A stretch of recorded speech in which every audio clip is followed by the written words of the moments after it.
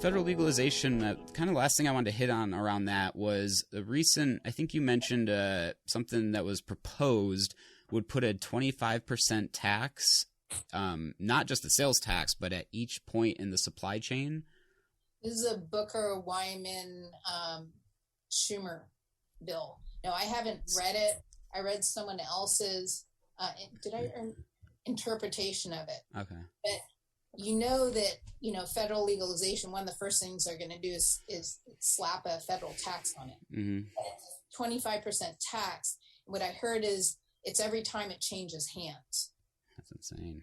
Now there's a credit there for, like one transaction. So if you're a grower, you pay 25%, but if you sell it to a dispensary, I think you get a rebate on that. But I don't know. It's going to be a stacked tax. It's not just one place in the supply chain. Now, I don't tend to pay attention to a lot of proposed laws or regulations because there's so much out there. I only have so much time. Yeah. So hasn't been legislated yet. But if you look at kind of what's going on, especially in California, they're putting all the businesses out. All the businesses are very threatened because of the currently high tax rates. To slap another 25% tax or two on top of that is just not going to work. No.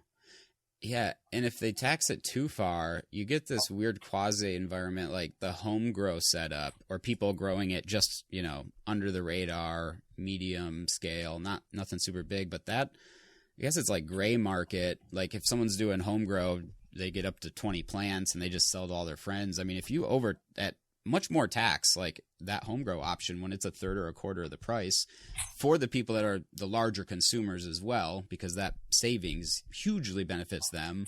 They also might be responsible for 60 to 80% of the market consumption, so that gets into and then you're looking at another 10 years of weird court battles and companies all going out of business. It's like, it gets tricky.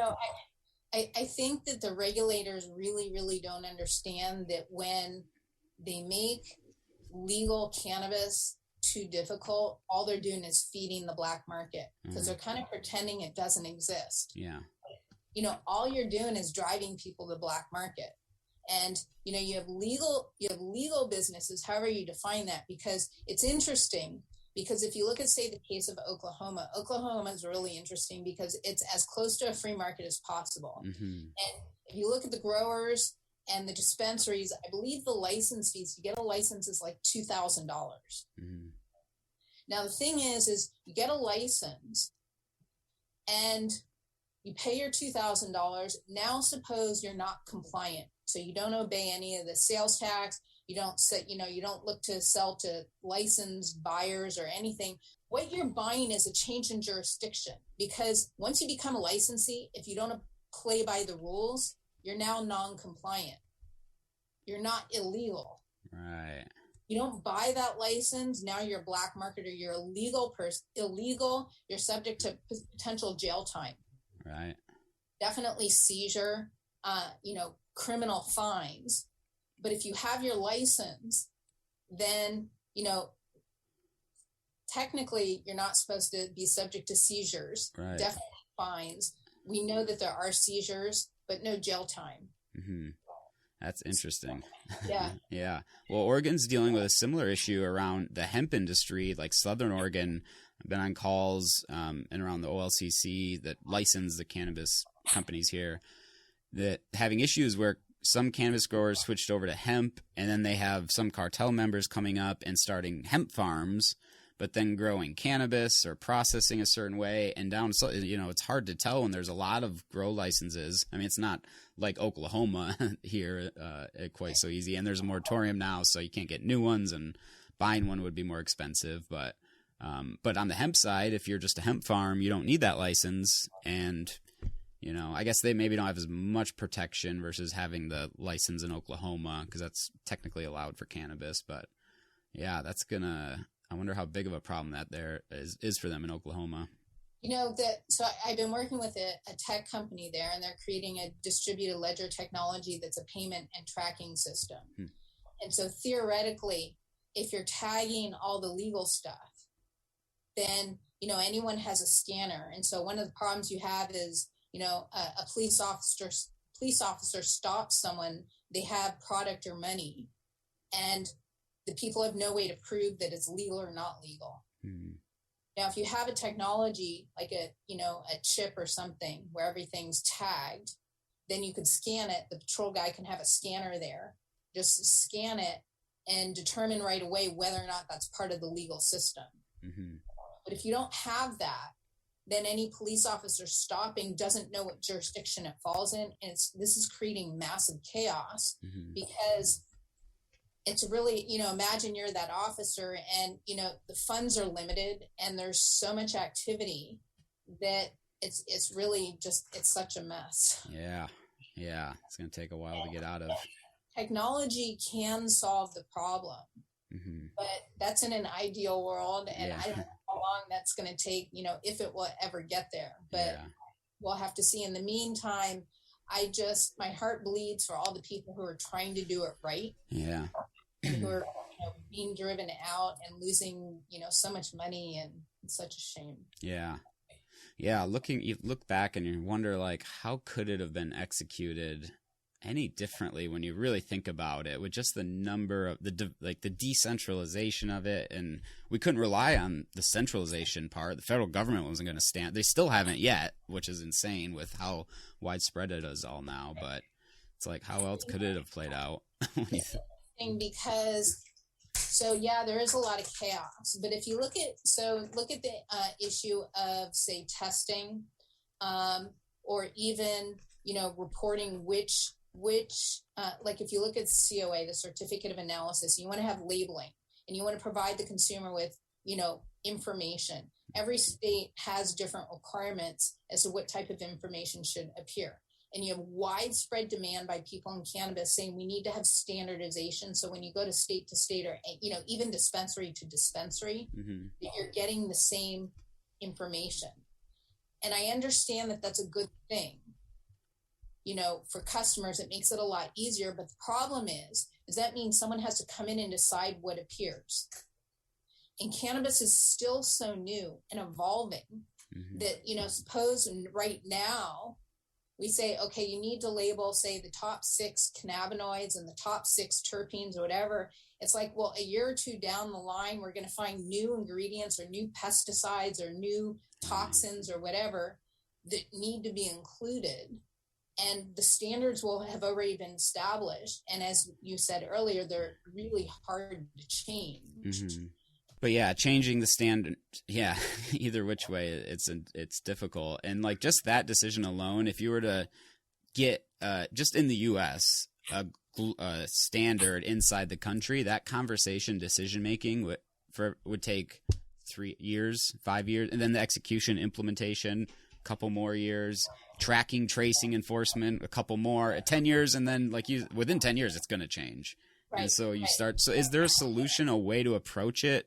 Because of that complexity, like what is the approach to integrate? You will see a convergence. Now there's something that's just going on right now in Europe that I just read, and it's really, really interesting. So we all have our digital devices and our charger cords, and it seems like every device has its own charger. In Europe, they just announced that they're now requiring all your electrical or digital appliances to use the same uniform charger. And it turns out that the industry had converged to 2 different sets. You have Apple and then you have everyone else. Uh-huh. And so now it's only going to be one. But the problem is if you have a uniform charger, now no one has any incentive to improve the technology of the charger. Right. Yeah. And this is probably one of the many reasons that Apple remained kind of on its own, is that it keeps improving those things. Yeah. But now once it's standardized, no one can really improve it. But you see that in Europe, they said that there's only 2 options. I think they said a USB-C mm-hmm. Charger or something. But what you tend to see is over time, the industry will converge. You get to a point where they decide it's just easier for everyone to, you get a standards coalition.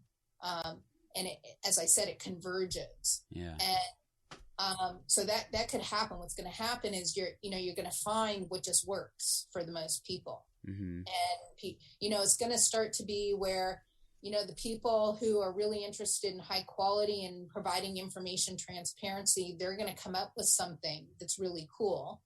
And, people who want to live up to that standard are kind of join in. And then you start getting network effects. Mm-hmm. Everyone kind of joins in. And now if you're not in that, then you look like, you're trying to scam people or, not up to par or whatever. And so there is natural forces. And this is kind of the beauty. I'm a free market economist. This is the beauty of the free market, Mm-hmm. is it tends to get to those types of situations or it tends to solve a lot of problems on its own. Right.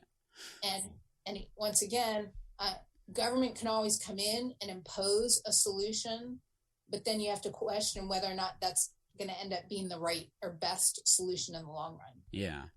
I could see why they might do that around cannabis for like public safety concerns, but why force that on something like a wall charger? I read a comment that someone wrote that said maybe they were worried about e-waste. Okay, so just Every waste. time you have to keep tossing out your old chargers when you buy new stuff. Yeah. But you really don't even do that anymore. I mean, most of them, I mean, there's really three, like a micro USB, USB-C, and the Apple, and you buy the next one. Yeah. There you go. Doesn't seem like a huge problem, but I don't know. That's interesting. Yeah. Something else that is also interesting, and this seems to be kind of universal across most of the industries, kind of the demand for high THC. You wrote about this recently, driving out the demand for variety, unique cultivars and things like that. Is it across almost every market you've seen that kind of being the case right now? Yeah, I've been reading about that, and it seems pretty common. And that's a natural carryover from pre-legalization era. Mm-hmm. If you look at black markets in general, so what happens is you have black markets for a product, and because of the risk involved with being, say, a smuggler or black market participant, what they tend to do is focus on the attribute that people value and concentrate that. So if you look at alcohol prohibition, beer disappeared. And what you see is all whiskey and moonshine. Mm-hmm. So what you're doing is you're concentrating the attribute that people are really looking for. So in cannabis has always been illegal. And, most people who were using cannabis were using it to get high, and that's the THC. So over time, they were focusing on, the potency, whether or not they knew it was the THC, but more potent product. It's more compact, and you're concentrating value, so you have to smuggle less. Mm-hmm. And so when you're talking about a product and you want to say, okay, well, what does quality mean for this particular product? Quality means potency. Mm-hmm. And so they became synonymous in the black market. And so anyone who's been involved in the legacy markets has generally thought of quality cannabis as the most potent product. Mm-hmm. And so when people come into cannabis, and still now they're coming at it from more of an OG or legacy perspective, they're kind of coming with this understanding and this paradigm. And the thing is, okay, this is their understanding. First of all, it's really easy. It makes so much sense, Mm-hmm. doesn't it? Mm-hmm. Yeah, simple. And things that are simple are really hard to convince people that it's not true. All you need is THC percentage and then sativa or indica, and you're good. That's all you need. Yeah. And now the other interesting thing is when you teach something to someone else, it becomes harder for you to change your mind on that. So if you have an OG person and they've told other people, yeah, just look for the high quality, high potency stuff, that's the high quality stuff. Mm-hmm. Now it's, if I were to do this, if someone were to come to me and say, no, you're wrong, the thought that I've misled other people makes it more difficult. But anyway, so you have this paradigm, and even right now, people coming to cannabis, even though it's legal in a lot of areas, they're still being touched by this kind of potency equals quality paradigm. Yeah. Kind of from the opposite direction, you have these people who are saying, no, that's not the issue. What you want is the combination of different compounds and the entourage effect and blah, blah, blah. And that requires a lot of education. Mm-hmm. Yeah. Now, the problem is when the market started, it was all OG people initially. And right now, you still have in most states, you have a relative shortage of dispensaries. So you have relatively limited shelf space. And people are willing to pay a price premium for the high potency stuff. So, if you can do 25, 28, 30%, they're going to pay a price premium for that. So it's really profitable for the dispensary to offer that. Mm-hmm. Again, if we go back to our example of you need 100 customers, if you're only serving 100 customers a month, and if 85 or 90 of them are asking for the high potency stuff, then, you're not going to save shelf space. You have a lot of growers who would like to buy more variety. They would like to grow the variety cannabis, but they're getting paid a premium to grow the high potency stuff. So they really, again, if they can only grow so much, they really have no incentive to change. So it's kind of like this prisoner's dilemma where you're locked into this situation where a lot of people would like to change, but the system really won't let them. Yeah.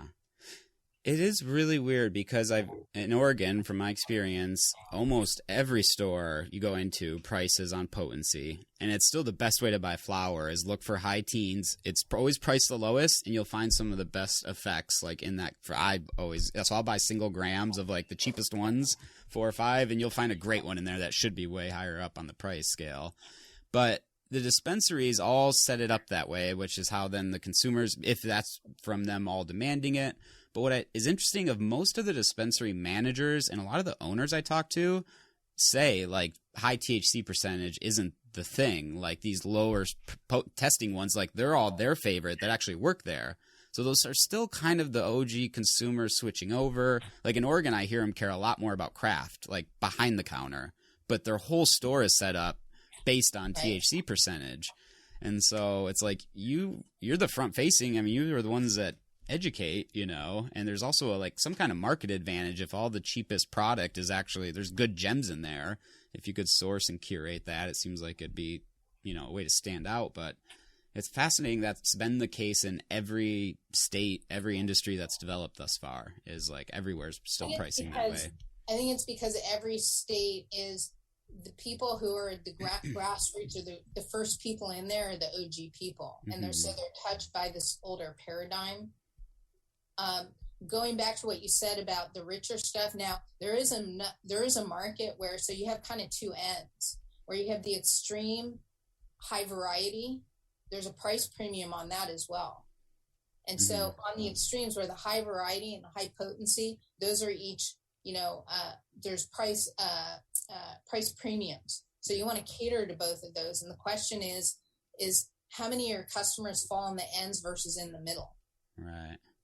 Yeah. And the other is also, in order to like educate people, which is really what's needed, is okay. So imagine you have a diamond and it's a diamond in the rough and people really don't get what it is. And they look at it and they're like, suppose it's worth, if people knew, suppose it's worth $100, but they don't know that.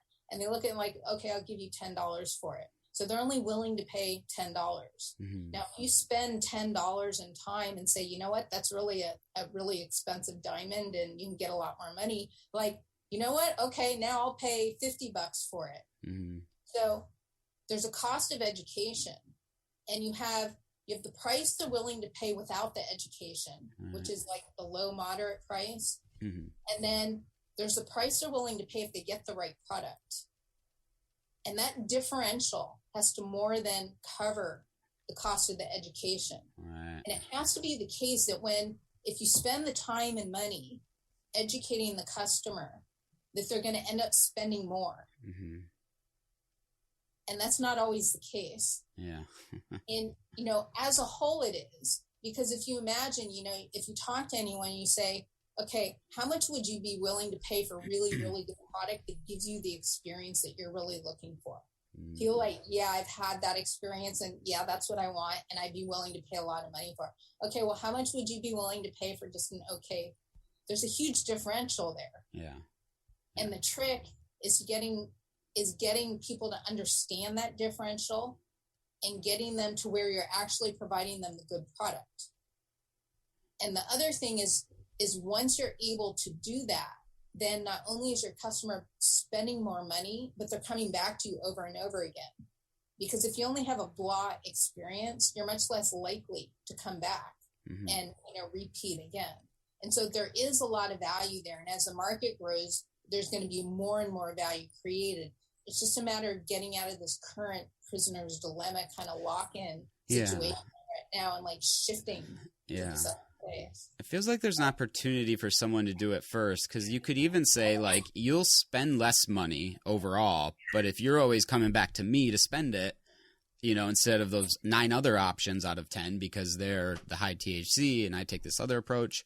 And it's like, most people, if they've had a strain or one of those experiences with cannabis, they're like, oh, if I could find a strain like that again. Because sometimes with cannabis being so diverse, you get something, you can't ever find it again. Or what it was. That best experience, I have hardly ever heard it, been when you're so high, you're just like out of it. It's always like, oh, it's real subtle, but it was just right, depending on what you're doing. So in more developed markets, even like Oregon too, like when Prohibition ended, how long did people keep drinking whiskey and moonshine for? Like they probably went back to beer and wine, and that's like, seems like it'd be more the thing. But then when you take cannabis at the high teens, now you got vape, which is like, well, that's 60%. So is that like whiskey or moonshine, or is the isolate the moonshine? There's a lot of different product categories as well, I suppose. Yeah, I think that I'm thinking about, if you only have a few isolated experiences, you're going to go for that one thing that you think is best. But when you start using it more and more regularly, then you increase your scope of different types of experiences, just because, eventually you get tired of that one thing. Yeah. And it's funny because the people that are using it infrequently shouldn't be going to the high, but it's their belief of the best value, or it's what's the best. But those are the people that definitely shouldn't be going to that product choice. Yeah. As you said, I wrote a paper on this, and there were like 2 epiphanies I had when I'm thinking about it. If people say, well, the higher the potency, the better. If they really believe that, then why don't you take it to the extreme? Well, why don't you just consume isolate? Yeah, right. 99.9, yeah. Yeah. And then the other thing is the people who are using the really high potency stuff, and if they insist that all that matters is the potency, give them a choice of 4 different high potency products and see which one they choose and ask them why. And if you look at descriptions, and so I have some descriptions here. And so like this one is Godfather OG, and the description is, so the high is both mind and body blowing. Starts with a euphoric feeling that immediately whisks away all stress and which quickly expands to blast your body as well. Don't be surprised you get a wicked case of couch lock, but you'll enjoy it immensely. Now compare that to another high THC strain that says, this is Gorilla Glue 4. It hits hard and it hits fast. Save it for the evening, since in addition to its full blast and immediately uplifting high, it normally causes body lock. Many medical marijuana patients choose GG4 to treat depression, since it reduces anxiety and produces a pleasant chill feeling. Clearly, there's nuance there. And so if it was really only the high THC, none of those descriptions would matter. Yeah. Oh, yeah. So just get these people to realize you are understanding there's nuance. You just need to kind of, take that more seriously. Yeah. Then I think maybe some of these people could be convinced. I think they also need to have at every dispensary a blind set scenario like that, like 3-4 strains, completely blind. Have someone pick out good qualities from low teens, mid, because there was I think it's called the Cannabis Cup. They were doing, it runs out of Portland, Oregon. And after COVID, they haven't done it since, but the whole thing was blind judging, blind competition. And their winners were always in like the low 20s, high teens, some winners. Nothing tested in the high 20s or 30s. And that's just completely blind judging based on, results and effects. So there's like a lot of evidence there and a couple simple tests that I think some of them could do. But how do you do that though with cannabis? Because it takes a while. I mean, you can't have 4 samples. Yeah, they had a system. I think the one thing they kind of followed like other flower competition systems, but I think in other ones they would tell you like the strain and you'd see the lab results. And so you can look at the lab results and go, oh, this one's higher, this one's lower, versus this one you didn't get to see any of the lab results. And then they, I think, followed a similar like judging style that other competitions around cannabis would do. But I mean, if you have to experience it, Mm-hmm. then don't you have to you consume it and then you have to wait for it to wear off? Yeah, and then it's weird. And then another strain the next day. So maybe over a week you do 5 different ones. How do you remember exactly? You change, yeah. It gets very subjective. But like those descriptions you read, right? I mean, that's like a poet trying to come out like, how do I sell this thing, right? Like the body line on both, and it's just like. And then it's funny they write all that on a strain name, which a lot of those descriptions you'll find there's no terpene results. They're not looking at other cannabinoids, right. And let alone how the strain is grown, indoor, outdoor, which farm, because that same strain name can be completely different from the farm next door. And that's not really factored in. They're just selling on that strain name. They could get it from, The point that I was trying to make is these were descriptions it was an article written. It says the top 5 highest THC strains of 2022, the strongest weed to get you wasted. Yeah. So the point is if people, all they care about is potency, then how do they choose among these? What are they basing their choice on? Mm-hmm. They have to admit it's other factors than just the potency. Right. Yeah. Yeah. I think that's just so ingrained. It's almost like the reverse of the war on drugs and the stigma that cannabis has had to fight. There's this other reverse of like THC percentage, and sativa and indica as well.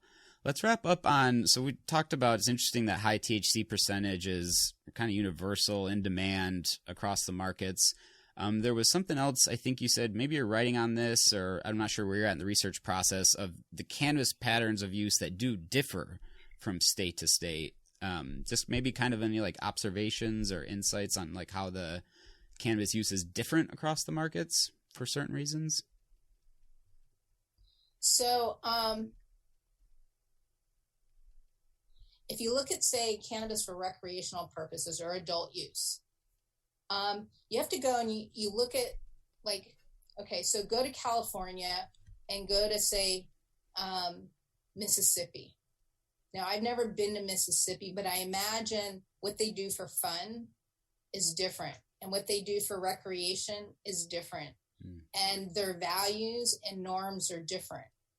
And so all of this cultural stuff shapes, what do people do when they have time off? Do they, some people drink, some people meditate, some people, go for a run. Some people go to church group or whatever. Cannabis is a cultural issue, and especially adult use. You're using it as part of your lifestyle. And so your lifestyle is going to determine, which activities you choose to engage in and how intensively. And you also have big factors like, are you outdoor versus indoor? So more temperate areas, but they spend more time outdoors, and it's just a very different lifestyle than people who spend more time indoors. And so they're going to have very different attitudes towards cannabis and how they consume it. And you also have very different demographics and attitudes. Certain classes of people would be much more likely to consume, and some certain classes of people much less likely to consume. And so when you think of, society and the heterogeneity of the U.S. and of different regions, that bleeds into cannabis use patterns. And so in particular, you look at a place like Las Vegas, they get a lot of tourism. And you look at states that are border states where, they're legal, but border states are not legal. And, so not only do you have like cultural, but you have geographic, you also have, I guess, technological, different types of products and forms of use are available in different areas, and people are going to have different attitudes towards that. So, and also regulations, who's allowed, where is it, do you have consumption lounges, for example, or not? Is it allowed, within 50 feet of, whatever? And so all of these different factors, and it, at first off, you would think that, well, it's got to be the same everywhere. When you start digging down, you find all of these very small, different types of differences by region that are going to affect the patterns of use. I think that's the good insight for the small businesses too, that the more diversity or the different patterns of behavior, the more localized or regional it gets, it's harder for a mass, scale company that mass produces to cover that. And in those areas is where the small business kind of finds their niche and who they deliver value to that a big company just can't do. So that's a very good point. Yeah. Awesome, Ruth. Well, thanks for the time again. This is another great conversation. I always love talking with you and about the markets and how they're evolving. So we'll have to do another one, every 6-12 months or something like that. It's constant changes. And at some point we'll get near federal legalization. Maybe we'll have to start having a weekly podcast just to cover the updates whenever that shift starts to happen. Yeah. Very wacky. Yeah. Anywhere you want to send listeners to the book or anything like that? My book is available on Amazon, and there's a website for it, medicalcannabisprimer.com, and people can find me on LinkedIn. And I'm very open to discussions with everyone and love to get in touch with people. Awesome. Sounds good, Ruth. Thanks. I'll talk to you later. Thank you. Yep. Bye.